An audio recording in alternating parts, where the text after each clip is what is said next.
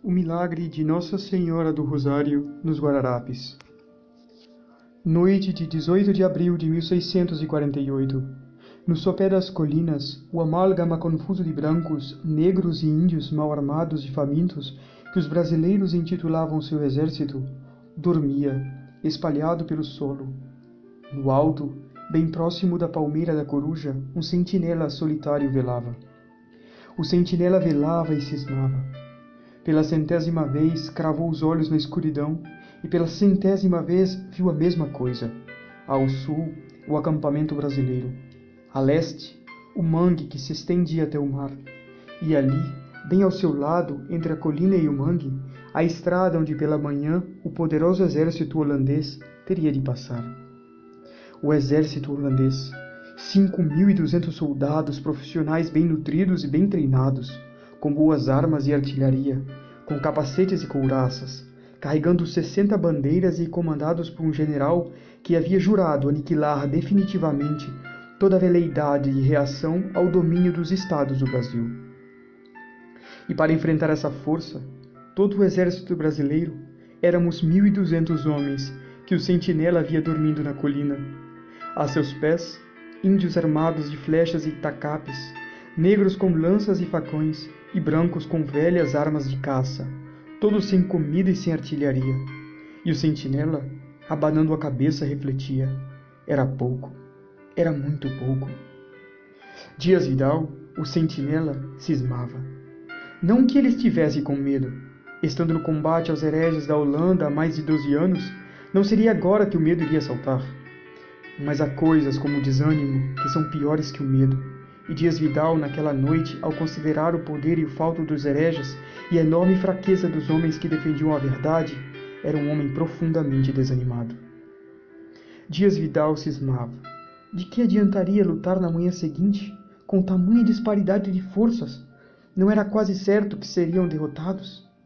E depois, se por um milagre conseguissem vencer, de que isso adiantaria?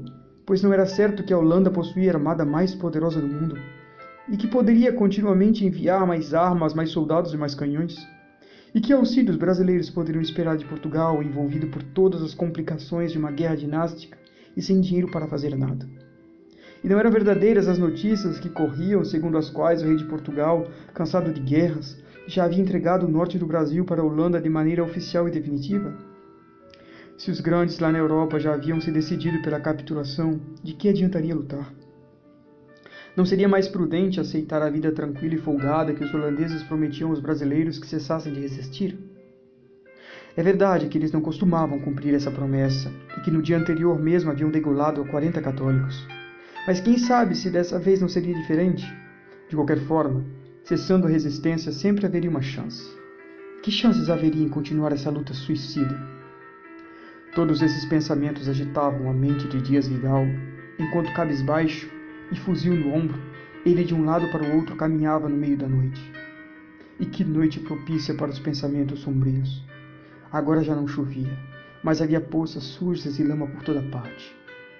O céu, cheio de nuvens e carregado de maus presságios, não deixava filtrar nenhuma luz. Nenhum grilo, nem vagalume, nada.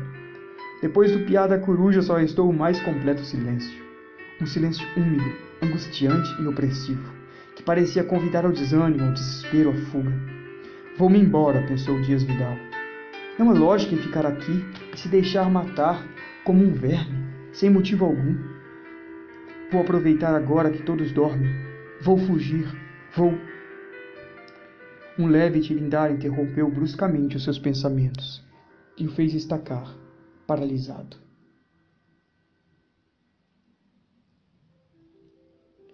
Paralisado, quando ele se voltava, procurando um caminho para descer a colina, a ponta de sua espingarda havia roçado em algo, e produzido aquele ruído que no absoluto silêncio da noite soava como um sininho fracamente tangido. Levemente curioso e um tanto assustado, Dias Vidal se voltou procurando a razão daquele tilintar. No escuro percebeu que ali havia um tronco, mas um tronco não produziria aquele som. Devia ser outra coisa. Encostando a espingarda, procurou no bolso do gibão a pederneira e o pavio de fogo. Algumas faíscas e logo uma chama, conduzida por uma mão um pouco nervosa e seguida por um olhar ansioso, explorava a superfície rugosa do tronco. Cravado horizontalmente, numa certa altura do solo, estava um enorme facão, e sobre ele, entre dois tocos de velas apagados, uma sorridente imagem da Santa Virgem, tendo na mão direita um menino e na esquerda um pequenino rosário de prata, que ainda balançava. Parado, gelado, estático, com o pavio aceso entre os dedos, Dias Vidal olhava aquela imagem que os brasileiros ali haviam posto à tarde para rezarem o Ângelus, mas cuja presença ele havia esquecido, e que agora, no meio da noite, parecia surgir especialmente para ele, para lhe sorrir e lhe perguntar: então, meu filho, você se esqueceu de mim? Dias Vidal se havia esquecido. Preocupado com os próprios problemas, pensando só em si, ele havia esquecido que naquela mesma tarde o padre pregador havia dito a todo o exército que aquela luta, mais que a defesa da terra invadida pelo estrangeiro, era uma cruzada em defesa dos interesses de Deus, que sendo assim, não se preocupassem os nossos com ninharias tais como a falta de comida ou de munições, que estivessem confiança, que rezassem a Virgem do Rosário e que tudo se resolveria. Rezar a Virgem do Rosário? Há quanto tempo Dias Vidal já não rezava mais? Não seria essa a causa de sua depressão e de seu desânimo? E se ele, em lugar de fugir, rezasse um pouco e pedisse essa confiança de que necessitava? Desajeitado, confuso, querendo falar algo, mas sem saber ao certo o que, Dias Vidal pensou em se ajoelhar.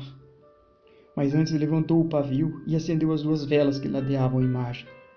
Então, algo maravilhoso aconteceu. Como se estivessem esperando apenas este sinal, as nuvens do céu se abriram e as estrelas começaram a brilhar.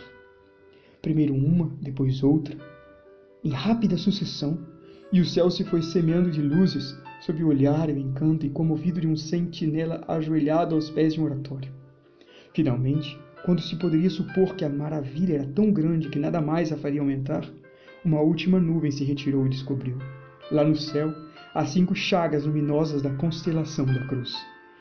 E aqui na terra, no alto da colina do Guararapes, Dias Vidal ajoelhado se persignou e sorriu. Num relance, quase uma revelação, ele havia compreendido tudo. A Santíssima Virgem de tal forma amava aquela terra que lhe havia dado uma imensa vocação. E mesmo quando seus filhos se esqueciam disto e se fechavam egoisticamente em si mesmos, dizendo que o importante era viver bem e se divertir, mesmo aí, essa boa mãe os perseguia com suas graças, lembrando que os criava para serem heróis. E bastava que aqueles homens parassem um instante, bastava que eles dessem ouvidos ao murmúrio de um rosário, bastava que acendessem uma luz para que a Senhora imediatamente lhe sorrisse, com um sorriso tão poderoso que fazia o céu se abrir e o próprio Deus os abençoar. Em nome da terra de Santa Cruz, o sentinela recolheu aquela bênção de luz e se levantou. Logo mais seria dia, e estava próximo um instante em que se poderia avistar, marchando em direção à colina, o orgulhoso exército dos holandeses. Com seus tambores tocando, suas 60 bandeiras desfraldadas ao vento e suas 5.000 couraças brilhando ao sol. Mas agora, Dias Vidal não receava mais nada. Aqueles homens esfarrapados e famintos que dormiam sobre o chão de Guararapes tinham no céu uma senhora que lhes sorria e uma cruz que os abençoava. E enquanto eles não se esquecessem dessa senhora e dessa cruz, não haveria inimigo no mundo que os pudesse derrotar.